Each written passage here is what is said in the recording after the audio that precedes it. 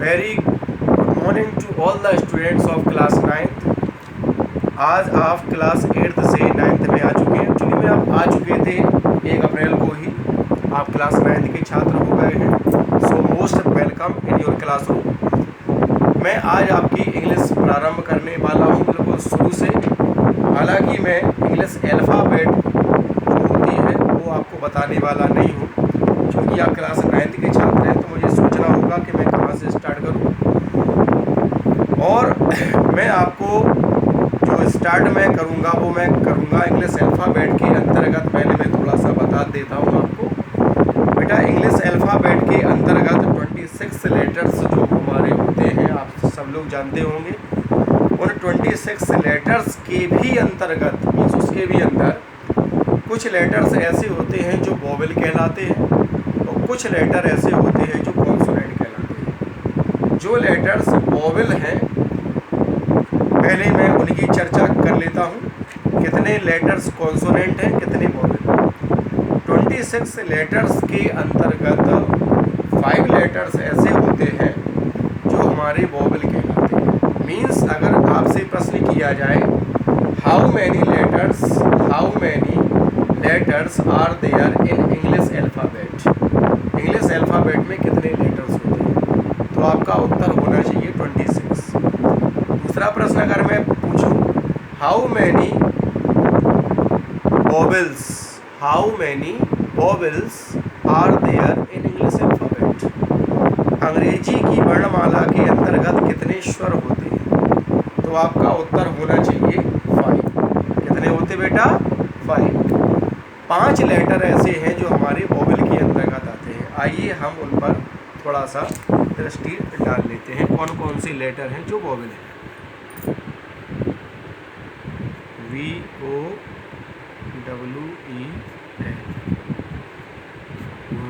VOWEL,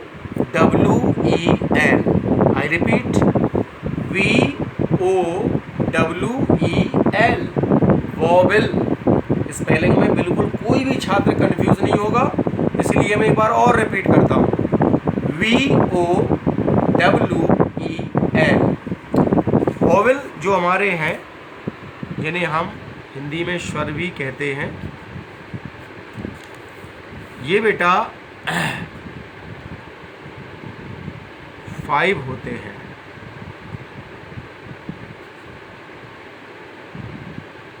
इनकी संख्या होती है 5 मीन्स 5 लेटर्स जो हमारे हैं वो स्वर हैं। ये कौन कौन से होते हैं हम इन पर भी विचार कर लेते हैं। आइए, ये हैं हमारे पहला A, दूसरा E, तीसरा I, चौथा O और 5वां U। ये 5 जो हमारे लेटर्स हैं, इन्हें बेटा हम स्वर या वोवेल कहते हैं। अब इसकी परिभाषा के अगर अंदर हम चलें तो परिभाषा कहती है ऐसे लेटर्स।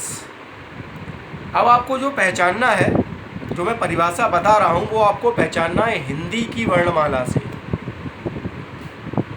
अगर मैं कहूँ ऐसे लेटर्स, आप जानते होंगे शायद हिंदी में कि छोटा आ से लेकर आहा तक ये स्वर हैं। का से कबूतर से लेकर ज्ञा से ज्ञानी तक ये हमारे व्यंजन हैं। इसी को आधार मानकर हम अपनी अंग्रेजी में स्वर और व्यंजन को समझ लेंगे। देखिए कैसे। ऐसे लेटर्स मीन्स जो ये लेटर्स मैंने अभी लिखे हैं AEIOU, मैं इन्हीं की बात कर रहा हूँ। फिर इनको समझने के लिए मैं हिंदी में जो हमारे वोवेल्स हैं मैं उनकी बात करूँगा। ऐसे लेटर्स मीन्स ये वाले ऐसे लेटर्स जिनका उच्चारण का अर्थ ध्वनि से है, जिनका उच्चारण करते समय मीन्स इन लेटर्स का उच्चारण करते समय हमें व्यंजन वर्णों की आवश्यकता नहीं होती है। अगर इनको उच्चारण करते समय हमें व्यंजन वर्णों की आवश्यकता नहीं पड़ी, क्योंकि मेरी परिभाषा तो ऐसी ही थी यदि व्यंजन वर्णों की आवश्यकता नहीं पड़ी तो समझ लेना मेरी परिभाषा सही थी। तो इन्हें हम कह सकते हैं कि ये हमारे वॉवेल्स हैं। आइए अब देख लेते हैं हम कॉन्सोनेंट को। CON कॉन, मैं इसकी स्पेलिंग भी क्लियर कर रहा हूँ आपको, ताकि आप जब गृह कार्य जब करेंगे, इस वीडियो से रिलेटेड मैं आपको गृह कार्य दूंगा, तो आपको उसमें जब ये हेडिंग्स लिखनी पड़ेंगी तो उसमें आपकी स्पेलिंग मिस्टेक नहीं होना चाहिए।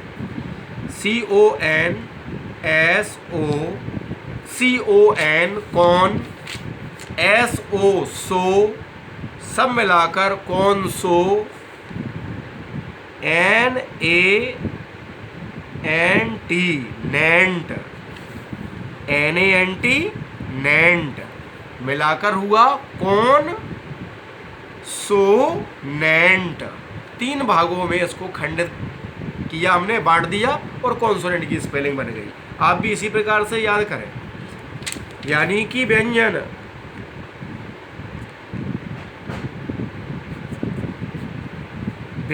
की संख्या बेटा 21 होती है, क्योंकि 21 में अगर हम 5 जोड़ेंगे तो 26 हो जाएंगे, तो 26 लेटर्स कंप्लीट। कॉन्सोनेंट होते हैं 21। अब इसकी परिभाषा कैसी है ये भी जान लें। ऐसे लेटर्स मीन्स, अब आपको समझने के लिए देखना होगा जो मेरी परिभाषा है। ऐसे लेटर्स जिनका उच्चारण करने के लिए हमें स्वर वर्णों की आवश्यकता होती है, ऐसे लेटर्स कहलाते हैं व्यंजन। देखिए कौन कौन से हैं। A B C, मैंने A लिख दिया इसमें। आप विचार कीजिए, क्या मुझे A लिखना था?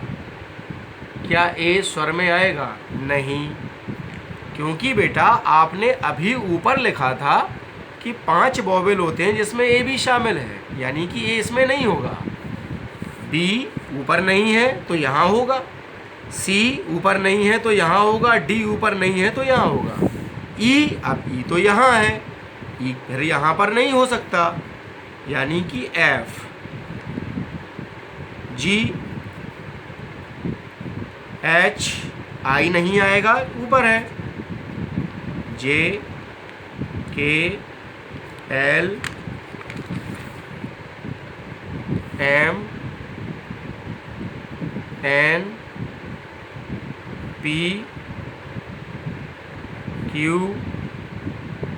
R S T, U नहीं आएगा, U ऊपर लिखा हुआ है वॉवेल के अंतर्गत, V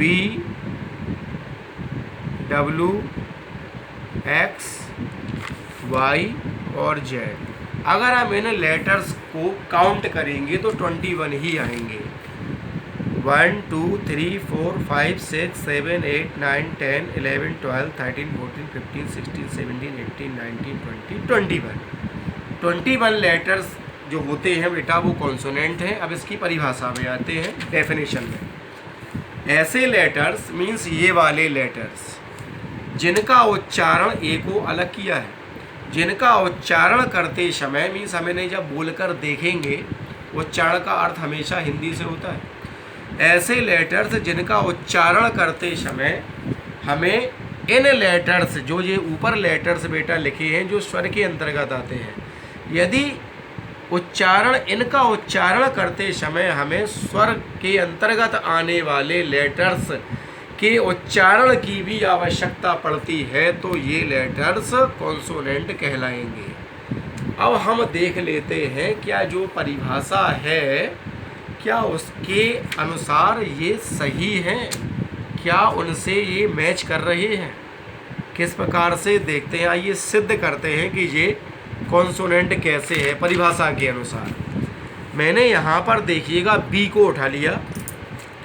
बी एक कॉन्सोनेंट है या नहीं, मैं पहले कॉन्सोनेंट को क्लियर करूँगा, फिर मैं अगली वीडियो में मैं इस आगे की बात को